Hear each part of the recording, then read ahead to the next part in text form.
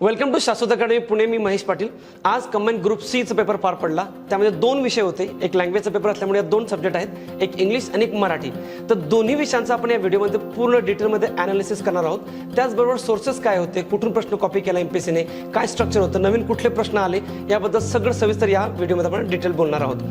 तर पेपर कसा होता, सोपा की कठीण? तर मी असं म्हणेल इंग्लिशच्या बाबतीत पेपर मॉडरेट आहे. काही भाग सोपा आहे, काही भाग कठीण आहे. आणि पॅटर्न ॲज इट इज आयोगाचाच पॅटर्न आहे, तेच कॉपी पेस्ट आहे. त्यामुळे ते माझ्या नोट्समधून आलं किंवा माझ्या क्लासमधून आलं असं अजिबात नाही आहे. एमपीएससी जो पॅटर्न आहे तोच कॉपी केलेला आहे. काही प्रश्न कॉपी आहेत, काही प्रश्नाचं structure as it is copy आहेत, काही ओकॅबलरी नवीन एमपीएससीने इंट्रोड्यूस केलेले आहेत यामध्ये.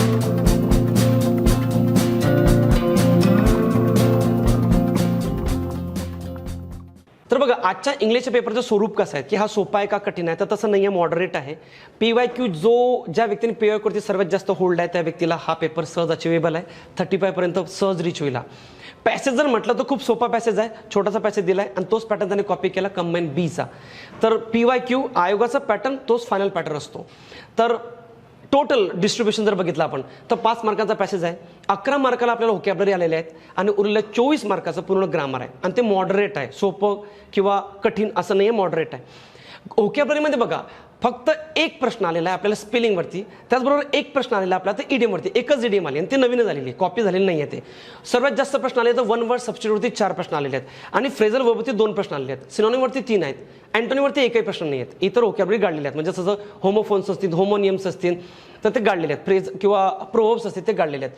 तर आपल्या व्होकॅब्युलरी टोटल 11 प्रश्न आणि ग्रामरवरती 24 प्रश्न आहेत आणि उरलेले 5 प्रश्न हे आपले पॅसेजचे आहेत. तर इंग्लिशचा आपण डी सेट घेतलेला आहोत. तर डी सेटनुसार आपण प्रत्येक 1 बाय 1 जाऊया. 61 नंबरचा क्वेश्चन जो डी सेटमध्ये तो बघा, त्याने म्हटलंय besides making a promise he kept it. ह्या वाक्याचं कंपाऊंड सेंटेन्स विचारलं त्याने. कंपाऊंड सेंटेन्स म्हणजे कंपाऊंड सेंटेन्स काय, तर जे कोऑर्डिनेट कंजंक्शनने जोडलं जातं. तर बघा, बिसाइडचं कंपाऊंड सेंटेन्स हे नॉट ओनली बट ऑल्सो असतं, कारण दोघांचा मिनिंग सेम असतो. तर उत्तर एक आहे माझं, he not only made a promise but also kept it. मग दुसरंही नॉट ओनली बट ऑल्सो आहे, मग हे का होणार नाही? कारण त्याची मांडणी चुकीची आहे. नॉट ओनली आणि बट ऑल्सोची मांडणी चुकीची असल्यामुळे दुसरं ऑप्शन होणार नाही आहे. उत्तर एक आहे. 61 नंबरचा प्रश्न, त्याचं उत्तर एक आहे. विषय म्हणजे या स्वरूपाचे प्रश्न ऑलरेडी एमपीएससी जर तुम्ही PYQ केला असेल कुठल्याही पुस्तकातनं किंवा 0 एरर तुमच्याकडे असेल तर त्यात बिसाइडचे उत्तर सगळे नॉट ओनली बट ऑल्सो असतात आणि नॉट ओनली बट ऑल्सोचं उत्तर सिंपल सेंटेन्स बिसाइड्स असतं. तर 61चं उत्तर एक आहे. 62 नंबरचा प्रश्न विचारला त्याने पंक्च्युएशनचा. रिसेंटली बघा 2022चे पेपर जर बघितले आपण तर पंक्च्युएशनच्या वरती एक कंटिन्युअस प्रश्न आलेला आहे. त्यामुळे पंक्च्युएशन चॅप्टर डिटेलमध्ये करणं हे अनिवार्य आहे आता. बघा, पहिलं वाक्य, the sun having risen we continued our journey. बघा, हे सिंपल सेंटेन्स आहे आणि हे हॅव्हिंग रायझन हे जे परफेक्ट पार्टिसिपल आहे. जेव्हा परफेक्ट पार्टिसिपल किंवा पार्टिसिपलने जोडलेले वाक्य हे कॉम्याचे असतात. त्यामुळे इथं जो सेमी कोलन दिलेला आहे हा चुकीचा आहे. इथं सेमी कोलनच्या ऐवजी कॉमा पाहिजे होता, म्हणून पहिलं वाक्य चुकीचं आहे. दुसरं, he fought for his ideal earnestly devotedly and bravely. बघा, 2-3 गोष्टी ॲड केलेल्या आहे म्हणजे कॉम्याचा वापर होतो, दॅट इज करेक्ट. इथं कॉम्याचा वापर करेक्ट आहे. तिसरी गोष्ट, हाऊ नोबल इज मर्सी, शेवटी एक्सक्लेमेटरी मार्क दिलेला आहे, दॅट इज ऑल्सो करेक्ट कारण एक्सक्लेमेटरी सेंटेन्स आहे. चौथं वाक्य, alas that a friend should be false. इथं अल्लास नंतर एक्सक्लेमेशन आहे म्हणजे इथं एक्सक्लेमेटरी मार्क पाहिजे होता, कॉम्याचा वापर चुकीचा आहे. म्हणून उत्तर माझं बी आणि C ऑप्शन करेक्ट आहे, म्हणजे पर्याय क्रमांक 2. 63 नंबरचा प्रश्न आहे, I have eaten nothing dash yesterday. हा प्रिपोजिशनचा प्रश्न आहे आणि याच्यावरती भरपूर प्रश्न ऑलरेडी आयोगाने विचारलेला आहे. फॉर आणि सिन्सवरती ऑलमोस्ट डझनभर प्रश्न असतील रिसेंटच्या क्वेश्चन पेपरमध्ये, म्हणजे 2021-22चे पेपर बघितले तर सिन्स उत्तर आहे कारण हा टाइम त्याने स्टार्ट केलेला आहे एस्टरडेला, मग सिन्स येईल उत्तर तिथं. उत्तर 63चं 2 आहे. 64 नंबरचा प्रश्न बघा, हा प्रश्न काही नवीन नाही आहे परंतु मांडणी पहिल्यांदा नवीन आलेली आहे की त्याने 4 वाक्य दिलेले आहेत आणि त्यांचे टाईप विचारलेले आहेत, असं पहिल्यांदा घडलं आहे. त्यामुळे असा टाईप हा पहिल्यांदा इंट्रोड्यूस झालेला आहे. जोड्या लावा सेंटेन्सेस. पहिलं, बी केअरफुल हे माझं इम्परेटिव्ह सेंटेन्स आहे. How careful you are exclamatory sentence आहे. तिसरं जे यू आर केअरफुल हे माझं ॲसर्टिव्ह म्हणजे डिक्लेरेटिव्ह सेंटेन्स आहे. आणि चौथं, आर यू केअरफुल हा क्वेश्चन मार्क आहे म्हणजे इंट्रोगेटिव्ह आहे. पर्याय क्रमांक 1 उत्तर माझं 64चं. 65 नंबरचा क्वेश्चन आहे, त्याने correct identify the correct meaning विचारलेला आहे. Jane had a baby in October. October आपण पास्टवाल्या ऑक्टोबरबद्दल बोलतोय, मग इथं हॅड हा V2 आहे, सिंपल पास्ट टेन्स. हे वाक्य बरोबर आहे. दुसरं, he studied briefly the problem. He studied the problem briefly. Generally हा जो ब्रीफली आहे हा ॲडव्हर्ब ऑफ मॅनर आहे. मग ॲडव्हर्ब ऑफ मॅनर हा नेहमी वर्बच्या नंतर येतो, मेन वर्बच्या नंतर येतो, म्हणून त्यानुसार C माझं करेक्ट आहे. He studied the problem briefly. A आणि C उत्तर आहे माझं पर्याय क्रमांक 1. 66 नंबरचा प्रश्न जो आहे, हा ॲज इट इज कॉपी आहे टॅक्स असिस्टंट 2017चा. म्हणजे मी तुम्हाला असा सल्ला नेहमी देत असतो की जो पेपर तुम्ही अप्लाय केलेला आहे त्याच्याच PYQ डिटेलमध्ये करायचे. तर याचं त्याने काय केलेलं आहे की अरेंजमेंट करायचं आहे. तर बघा, white are painting many people these days their houses. त्याचं रिअरेंजमेंट करण्याच्या आधी आपण बघा प्रश्न बघू. हा बघा, हा टॅक्स असिस्टंट 2017चा पेपर आहे. त्यात बघा हे वाक्य ॲज इट इज कॉपी आहे. 41 नंबरचं वाक्य बघा. Many people are painting their houses white these days. Tax assistant 17चा प्रश्न आहे. ॲज इट इज कॉपी केला त्याने फक्त इथं याने विचारलं होतं choose the correct or incorrect part, म्हणजे एरर विचारलं होतं या वाक्यामध्ये. पण त्याने हेच वाक्य उलटं सुलटं केलं आणि विचारलं की रिअरेंजमेंट करायची. तर बघा याची रिअरेंजमेंट पर्याय क्रमांक 1 आहे. सो मेनी पीपल, त्यानंतर बी आर पेंटिंग, त्यानंतर ई देअर हाऊसेस, त्यानंतर व्हाईट दीज डेज हे उत्तर आहे. 66चं उत्तर 1 आहे. 67 नंबरचा प्रश्न बघा, पॅटर्न सेम आहे. जर तुम्ही राज्यसेवा 17चा पेपर बघितला, राज्यसेवा 18चा बघितला, कंबाईन 2018चा बघितला तर सेम पॅटर्न कॉपी पेस्ट आहे. पॅटर्न म्हटलं मी, प्रश्न नाही. म्हणजे काय, तो 4 ते 5 वाक्य देतो आणि वाक्यातील विशिष्ट शब्दाला अंडरलाईन करतो आणि त्यांचे पार्ट्स ऑफ स्पीच विचारतोय. मग आतापर्यंत आपल्याला वेल शब्द, बेटर शब्द, फास्ट आहे, इनफ आहे हे शब्द विचारलेले आहे की कुठलं कुठलं काम करताय. जसं पहिल्या वाक्यामध्ये is a brave king, brave adjective आहे, किंगला क्वालिफाय करतोय. My friend did it quite correctly, हा ॲडवर्ब आहे, करेक्टली. तिसरं ओ इंटरजेक्शन आहे, ओ अल्लाज ब्रॅवो. आणि बिहाइंड द हाऊस माझा प्रेपोजिशन आहे. 67चं उत्तर 2 पर्याय आहे. 68 नंबरचा प्रश्न आहे नॉन फायनाईट क्लॉज. बघा हे रिसेंट क्वेश्चन खूप येतात. आता कंबाईन बीला पण जेरंडवरती प्रश्न आला होता, पार्टिसिपलवरती प्रश्न होता. तर नॉन फायनाईट वर्ब हे चॅप्टर डिटेल करायचं असतं. त्यामध्ये जेरंड आहे, इन्फिनिटिव्ह आहे, बेर इन्फिनिटिव्ह पार्टिसिपल आहे. तर यात इटिंग टोबॅको, इटिंग हा माझा इथं जेरंड आहे, नाऊनचं काम करतोय. तो पार्टिसिपल नाही, तो टोबॅकोला क्वालिफाय करत नाही आहे. इटिंग हा सब्जेक्ट आहे. Eating is injurious to health. Eating हा जेरंड आहे, हा नाऊन आहे, हा पार्टिसिपल नाही, हा ॲडजेक्टिव्ह नाही. तर इटिंग टोबॅको मग तो नॉन फायनाईट आहे आणि ING नाऊन क्लॉज आहे तो. तर पर्याय क्रमांक 3 आहे. बाकीचे रिलेटिव्ह क्लॉज, कंपॅरेटिव्ह क्लॉज असं काही नसतं. हे फक्त पर्याय जोडलेले आहेत आयोगाने. 4 पर्याय बनवण्यासाठी तो स्वतःच्या डोक्यातले काहीतरी पर्याय ॲड करतो, म्हणून बाकीच्या गोष्टी अशा नाही आहेत. पुढचा प्रश्न बघा, 69 नंबरचा क्वेश्चन आहे. ॲडजेक्टिव्हचा प्रश्न त्याने विचारलेला. हा प्रश्न PSI 2017 as it is copy आहे. The flower smell sweet. बघा स्मेल हा लिंकिंग व्हर्ब आहे आणि याच्यानंतर नेहमी ॲडजेक्टिव्हचा वापर होतो, म्हणून हा इथं स्वीट ॲडजेक्टिव्ह बरोबर आहे. इथं जर स्वीटली राहिलं असतं तर हे चुकीचं होतं. दुसरं आहे Gopal is senior to you by 2 years. बघा senior to, junior to, prior to, inferior to, superior to हे सगळे लॅटिन ॲडजेक्टिव्हच्या नंतर टूचा वापर होतो. हे वाक्य करेक्ट आहे. हा जो प्रश्न आहे बघा PSI 2017, शी लुक्स चार्मिंग, PSI 17चं वाक्य आहे. पुन्हा लुक हा माझा लिंकिंग व्हर्ब आहे आणि याच्यानंतर ॲडजेक्टिव्ह येतो. मग इथं चार्मिंग बरोबर ॲडजेक्टिव्ह, इथं चार्मिंगली असतं ॲडवर्ब, त्याचं चुकीचं राहिलं असतं. जे डिपार्टमेंटल PSIला विचारलं त्याने 17ला, चार्मिंगली, जे चुकीचं आहे. दुसरं Gopal is senior to you by 2 years. हे वाक्य as it is copy paste आहे. ठीक आहे, म्हणून हे वाक्य करेक्ट आहे. बघा तिसरं वाक्य आहे दिस स्कार्फ इज एल्डर दॅन. तुम्हाला माहिती आहे एल्डर नंतर दॅन येत नाही, तर कंपॅरेटिव्हसाठी ओल्डर वापरतात, तर तो एल्डरच्या ऐवजी ओल्डर पाहिजे होतं. चौथं वाक्य मेनी अ टाइम्स. बघा जेव्हा मेनी अचा वापर होतो ॲडजेक्टिव्हचा तेव्हा त्याच्यानंतर येणारा नाऊन हा सिंग्युलर असतो, मग त्यामुळे जर टाइम्स होईल फक्त टाइम, म्हणून हे चुकीचं आहे. माझं A आणि B वाक्य करेक्ट आहे. पर्याय क्रमांक 1 उत्तर आहे. 69चं 1. 70 नंबरचा प्रश्न पुन्हा कॉपी पेस्ट आहे. असे प्रश्न भरपूर आलेले आहेत, आयोगाने ऑलरेडी भरपूर प्रश्न विचारले आहेत. We dash for you for 2 hours. मग गेल्या 2 तासापासून ते वाट बघतायत ना, मग हा कंटिन्युअसमध्ये ॲक्शन आहे, मग परफेक्ट कंटिन्युअसमध्ये येईल. तर उत्तर माझं 1, have been waiting for you. उत्तर 1 आहे 70चं. 71 नंबरचा प्रश्न कॉम्प्लेक्स सेंटेन्सेस विचारला आहे. तर कॉम्प्लेक्स सेंटेन्सेस असे असतात की ज्यामध्ये सबऑर्डिनेट कंजंक्शन असतं. मग दुसऱ्या पर्यायामध्ये विच हा सबऑर्डिनेट कंजंक्शन आहे आणि चौथ्या पर्यायामध्ये वेअर हा सबऑर्डिनेट कंजंक्शन आहे. माझं B आणि D हा ऑप्शन आहे. पर्याय क्रमांक 4. 72 नंबरचा प्रश्न.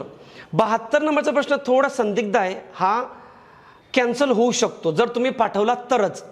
तर पहिलं वाक्य one can't be faithful to all can one, हे बरोबर आहे. कॅन वन हा क्वेश्चन टॅग. दुसरं we have lunch at 1 PM. इथं डू वीच्या ऐवजी पाहिजे होतं डोंट वी, इथं डोंट वी पाहिजे होतं, कारण वाक्य पॉझिटिव्ह याचा निगेटिव्ह टॅग होईल. हॅव हा मेन वर V1 आहे, त्यामुळे सिम्पल प्रेझेंट टेन्स आला, याचं होईल डोंट. तिसरं they have a big factory, haven't they. इथं हॅवंट देच्या ऐवजी ॲक्च्युली पाहिजे आपल्याला डोंट दे. का? कारण हॅव हा प्रेझेंट टेन्स आहे, हा V1 आहे आणि याचा होईल डू डज. मग इथं दे म्हणून डोंट दे अपेक्षित आहे. चौथं she is in her 60s. Doesn't शीच्या ऐवजी पाहिजे इजंट शी, म्हणून माझं अपेक्षित उत्तर फक्त ओनली A आहे, जिथं नाही आहे. मग अपेक्षित आता फक्त AC करूया म्हणजे 4. आता फक्त 4 करूया, पण तुम्ही जर पाठवलं हे तर ते कॅन्सल होईल. 73 नंबरचा क्वेश्चन आहे पुढचा बघा. Monica isn't very tall. आता इजंट व्हेरी टॉल म्हटल्यानंतर त्याचा टॅग होईल इज शी. पर्याय क्रमांक 1 उत्तर आहे. 73 नंबरचा प्रश्न. 74 नंबरचा प्रश्न आहे. हा प्रश्न थोडा हा सुद्धा संदिग्ध आहे. हा प्रश्न चेंज बदलणे खूप चान्सेस आहे कॅन्सल होण्याचेही. कारण काय ते सांगतो बघा. हा नाऊनचा प्रश्न आहे. पहिला आहे अ काऊ हॅज 4 हूव्ज. आता हूज म्हणजे काय तर खुरं, पायाला कोपऱ्याला असतात खुरं. जसं आपण म्हणतो बघा, ज्या नाऊनचा शेवट FE ने होतो त्याचा प्लुरल VES ने होतं. जसं वाईफचा प्लुरल वाईव्ज होतो, नाईफचा नाईव्ज होतो, लिव्हचा लिव्ज होतो, तसा हूपचा हूज होतो. आणि ते 4 आहेत. मग हे वाक्य बरोबर आहे, कारण गाईला 4 खुरं असतात पायाच्या खाली असलेलं. दुसरं, आय बॉट 5 डझन मँगोज. इथं 5 नंतर डझन बरोबर आहे. हा असा नाऊन आहे ज्याला yes लागणार नाही इथं, कारण याच्या आधी नंबर आहे. आणि मँगो सुद्धा करेक्ट आहे. 5 डझन मँगोज करेक्ट आहे. तिसरं, he has one a trouser. हे चुकीचं आहे. ट्राउझर हा नाऊन नेहमी प्लुरल असतो, म्हणून ते होईल a set of trousers, a piece of trousers, plural पाहिजे. आणि चौथं, धिस न्यूज हॅज. बघा, राज्यसेवा 2021चा पेपर तुम्ही जर घेतला तर न्यूजवरती प्रश्न आलेला आहे. तर न्यूज हा असा नाऊन आहे जो सिंग्युलरचं काम करतो. मग धिस हा सिंग्युलर आहे, न्यूज हा सिंग्युलर आहे, बरोबर आहे. आणि त्यानंतर सिंग्युलर वर्बचा वापर केलेला आहे, ही करेक्ट आहे. त्यामुळे this news has disturb me, हे वाक्य करेक्ट आहे. मग ॲक्च्युली अपेक्षित उत्तर ABD आहे, जिथं नाही आहे ऑप्शन. मग आता आयोग काय करेल तुम्हाला सांगतो. आयोग इथं 2 किंवा 3 उत्तर देईल. एक तर 2 म्हणजे कसं की B आणि D, म्हणजे हा B ऑप्शन आणि D ऑप्शन. आणि 3 म्हणजे कसं A आणि B, कारण तेच तिथं पर्याय आहेत. तर सपोज तुमचं चुकलं तर आपण बघू त्यानंतर काय आयोग उत्तर देतं, बघू. चेंज करायचं काय नाही. तर 74चं उत्तर 2 किंवा 3 याच्यापैकी एक आयोग उत्तर देईल, पण उत्तर वेगळंच आहे त्याचं उत्तर 1 A, B आणि D अपेक्षित होतं. 75 नंबरचा प्रश्न कॉपी पेस्ट आहे. भरपूर वेळ आलेले आहेत शब्द, वन वर्ड सबस्टिट्यूट. ते मी दाखवत पण नाही तुम्हाला प्रश्न, कारण बऱ्याच वेळा रिपीट आहे. केनल 3 वेळा रिपीट आहे, स्पिन्स्टर 6 वेळा, पॉलिगॅमी 12 वेळा असेल, पेनेशिया आत्ता झालेला हा 2021ला. तर पर्याय क्रमांक 2 उत्तर यायचं. केनल जेथे कुत्रे राहतात, स्पिन्स्टर अशी महिला जिने लग्न केलं नाही, पॉलिगॅमी म्हणजे अशी महिला की असा पुरुष की ज्याला अनेक बायका आहेत, आणि पेनेशिया म्हणजे रामबाण उपाय. तर उत्तर 75चं 2 आहे. 76 नंबरचा प्रश्न STI 2016ला प्रश्न आहे सेन्सॉरवरती. तर सेन्सिओर म्हणजे काय, टीका करणे, क्रिटिसाइज करणे, एखाद्यावरती ब्लेम करणे, दोषारोप करणे. 76चं उत्तर 2 आहे. 77 नंबरचा प्रश्न ह्याच्या स्पेलिंग आहे. तुम्ही स्पेलिंगमध्ये जर गेला PYQ मध्ये तर स्पेलिंग चॅप्टरमध्ये 0 एरमध्ये दिला बघा, मी व्यवस्थित डिटेल सगळ्यात जशा तशा कॉपी केलेल्या आहेत. फक्त ते एकाच प्रश्नात नाही आहेत, विविध प्रश्नात आणि कॉपी केल्या आहेत. तर इव्हिडन्स, कॉन्फिडन्स, ॲपिरन्स आणि ओमनिशियंट. इथं दुसऱ्या पर्यायामध्ये ओमनिशियंटचं स्पेलिंग चुकलं आहे, तिसऱ्या पर्यायामध्ये ॲपिरन्सचं आणि चौथ्यामध्ये कॉन्फिडन्सचं. पर्याय क्रमांक 1 उत्तर आहे 77चं. 78 नंबरचा प्रश्न आहे आयडेंटिफाय द कंडिशनल सेंटेन्स आहे. हे पण रिसेंट झालेल्या प्रश्नपत्रिकेमध्ये कॉपी केले राज्यसेवा 21-22 मधले. पहिलं, if she works hard she will secure first, बरोबर आहे. हा प्रेझेंट टेन्सची कंडिशन आहे, प्रेझेंटची ऑक्झिलरी, दॅट इज करेक्ट. दुसरं, इफ ही विल. बघा, दोन्ही कंडिशनच्या वाक्यामध्ये मॉडेलचे वाक्य होत नाही, म्हणून हे मॉडेल चुकीचं आहे. तर इथं पाहिजे होतं if he takes an early bus he will reach Poona. आता हेच वाक्य राज्यसेवा 21चं आहे, फक्त इथं मुंबई आहे, इथं मुंबईचं पुन्हा केलं यांनी. तर इथं विलच्या ऐवजी टेक्स पाहिजे होतं, चुकीचं आहे दुसरं वाक्य. तिसरं आहे, if you whistle the girls would mind it. राज्यसेवा 21 कॉपी पेस्ट. तर इथं पास्ट टेन्स आहे, विसल आणि पुढे वुड आहे, बरोबर आहे. पास्ट टेन्स, पास्टची ऑक्झिलरी. चौथं वाक्य बघा, if you would try hard he would get first class. हे तुमच्या टॅक्स असिस्टंट तसंच फॉरेस्ट 17चं वाक्य कॉपी आहे. इफ यू वुडची गरज नाही, कंडिशनच्या वाक्यामध्ये दोन्ही मॉडेल होत नाही. मग इथं इफ यू वुड जाणार आणि ट्रायचं विल ट्राईड हार्ड, म्हणून हे पण चुकीचं आहे. तर पर्याय क्रमांक A आणि पर्याय क्रमांक C हे माझे 2 करेक्ट आहे, म्हणून उत्तर 1 आहे. 79 नंबरचा क्वेश्चन आहे, ही डॅश इन अ हरी. आता बघा, ही म्हण आहे, ही फ्रेझल वर्बचा प्रश्न आहे हा. गो ऑफ म्हणजे पटकन निघून जाणे, कुठेतरी डिपार्ट होणे, डिपार्चर म्हणतो आपण. पुन्हा आपण जसं आगमन होतो तसं निर्गमन म्हणजे जाणे, निघून जाणे. तर गो ऑफ हे त्याचं उत्तर आहे. मग गोचा दुसरा फॉर्म जो आहे वर्बचा तो आहे went. He went off in a hurry, गडबडीत तो निघून गेला. पर्याय क्रमांक 1 आहे. 80 नंबरचा प्रश्न, फिलॉन्थ्रॉपिस्ट हाचा पाठ झालेला असेल तुमचा, बऱ्याच वेळा कॉपी हा, म्हणजे लव्हर ऑफ ह्युमॅनिटी, मॅनकाइंड म्हणजेच काय, लोककल्याणी. उत्तर 1 आहे. बघा, पुढचा प्रश्न आहे 81 नंबरचा. In spite of financial constraint, Raghu started his business and very soon became a successful industrialist. As it is copy आहे टॅक्स असिस्टंट 2017चा. तर कन्स्ट्रेंटचा मिनिंग विचारला. बघा, इथं फक्त रघु केलं यावेळेस, मागच्या वेळेस विशाल होतं. बघा, टॅक्स असिस्टंट 2017चा प्रश्न आहे. In spite of financial constraint Vishal started his business and very soon become a industrialist. तर याचं उत्तर कन्स्ट्रेंट म्हणजे काय, तर कन्स्ट्रेंट म्हणजेच थोडक्यात रेस्ट्रिक्शन, म्हणजेच काय बंधने असणे, तर उत्तर माझं रेस्ट्रिक्शन्स आहे. पण बघा कन्स्ट्रेंटचा मिनिंग होतो रेस्ट्रिक्शन्स. उत्तर आयोगाने ही रेस्ट्रिक्शन दिलेले आहेत टॅक्स असिस्टंट 2017ला. पण तुम्ही जर वाक्याच्या कॉन्टॅक्टनुसार गेला तर कॉन्टॅक्टनुसार उत्तर क्रायसिस अपेक्षित आहे. म्हणजे in spite of financial crisis Raghu started his business, हे क्रायसिस अपेक्षित आहे. पण आयोगाने जर ऑलरेडी जर रेस्ट्रिक्शन उत्तर दिलेलं आहे तर उत्तर आहे आपलं रेस्ट्रिक्शन पर्याय क्रमांक 2 राहील. 82 नंबरचा प्रश्न आहे, त्याने इनकरेक्ट विचारलेला आहे. हे सुद्धा as it is tax assistant, म्हणजे मी असं कंबाईन 2018चा पेपर जर बघितला सीचा तर तुम्ही त्यातले हे वाक्य आहेत. I met Meena upon the way, तर ते अपॉन द वे नाही ऑन द वे असतं, ते ऑन द वे असतं, इन द स्ट्रीट असतं, तर अपॉनच्या ऐवजी ऑन पाहिजे होतं, हेच उत्तर आहे. दुसरं she jumped into a river बरोबर आहे. तिसरं police caught the thief by the arm बरोबर आहे, एखाद्या गोष्टीच्या सहाय्याने. आणि I do not agree to, agree नंतर टू येतो जर विचार असतील तर, प्रपोजल, व्ह्यूज, ओपिनियन, तर उत्तर आहे 82चं 1. 83 नंबरचा प्रश्न आहे बघा, हे ॲज इट इज कॉपी तुम्ही पुन्हा कंबाईन ग्रुप सीचा 18चा आणि 19चा पेपर बघितला, तेच वाक्य कॉपी पेस्ट आहे. टायर नंतर ऑफ येतो, करेक्ट आहे. ऑर्डर नंतर कुठलाही प्रपोजन येत नाही आणि रिसेंबल नंतर कुठलाही प्रपोजन येत नाही, म्हणून BC चुकीचे आहेत. उत्तर आहे 183चं. 84 नंबरचा प्रश्न आहे, give her hand to a good looking young sailor. बघा गिव्ह समबडीज हँड म्हणजे काय, एखाद्याला मदत करणे असा अर्थ होतो. तसं मदत करणे इथं कुठलाच 4 पर्यायामध्ये नाही आहे. जनरली बऱ्याचशा लोकांनी मॅरी उत्तर क्लिक करणं अपेक्षित आहे, मिनिंगनुसार जुळतं आहे. पण गिव्ह वन्स हँड म्हणजे एखाद्याला मदत करणे, सुपूर्द करणे, तर पर्याय क्रमांक 4 आहे. Pass from the ownership of a 1 person to that another, उत्तर 4 आहे 84चं. 85 नंबरचा क्वेश्चन हा टॅक्स असिस्टंट 16चा कॉपी आहे. धिस काइंड ऑफ ड्रेसेस, इथं दीज हा प्लुरल आहे, मग त्याच्यानंतर प्लुरल नाऊन पाहिजे, प्लुरल नाऊन फ्रेज पाहिजे, मग काइंड ऑफ ची फ्रेज होईल काइंड्स ऑफ. मग this kinds of dresses seem to be expensive but it is relatively economical to maintain them. मग इथं मला काइंडचं काइंड्स पाहिजे, ए म्हणजे पर्याय क्रमांक 1 माझं चुकीचं आहे.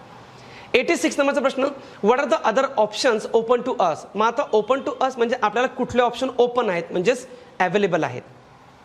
उत्तर 2 आहे 86चा. 87 नंबरचा प्रश्न आहे, 87 नंबरचा प्रश्न सुद्धा हा सुद्धा कॅन्सल होण्याचे चान्सेस आहेत.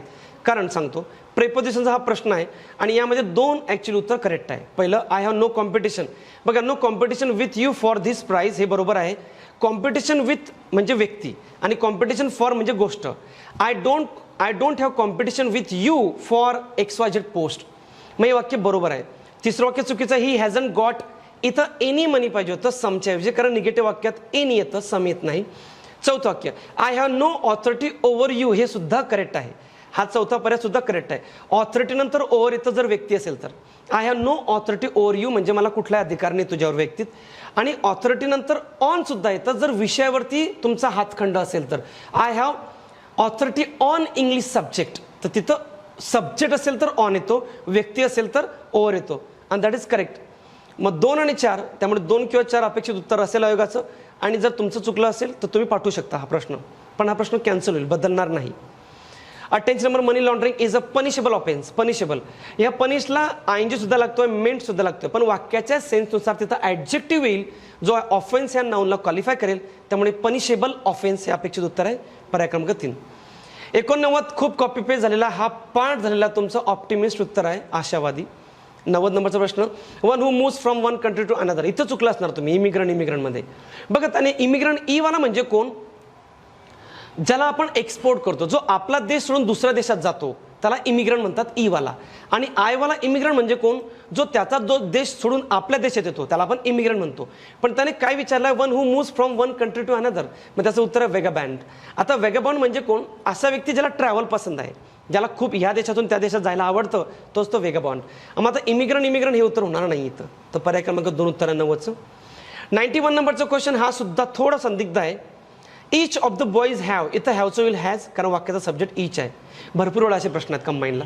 मेनी अ मॅन, इथं मेनचं मॅन होईल. बघा मेनीवरती 2 प्रश्न विचारले एकाच क्वेश्चन पेपरमध्ये, तर मेनी अ टाइम्स इथं होतं, इथं मेनी अ मॅन पाहिजे, कारण मेनी अ नंतर सिंग्युलर नाऊन येतो, इथं मॅन पाहिजे.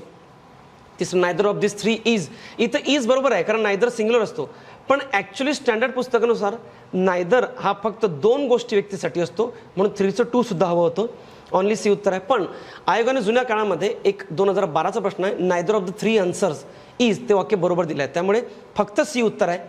पण तुम्हाला जर करायचं आहे कंप्लेंट, तुम्हाला जर ऑप्शन म्हणजे याच्यावरती ऑब्जेक्शन घ्यायचं तुम्ही घेऊ शकतात जर तुमचा फायदा होत असेल तर नाही. आता मी फक्त ओनली सी उत्तर देतो, 3 उत्तर यायचं, पण हे बदलू शकतं कारण नाही दर फक्त 2च गोष्टींसाठी असतं.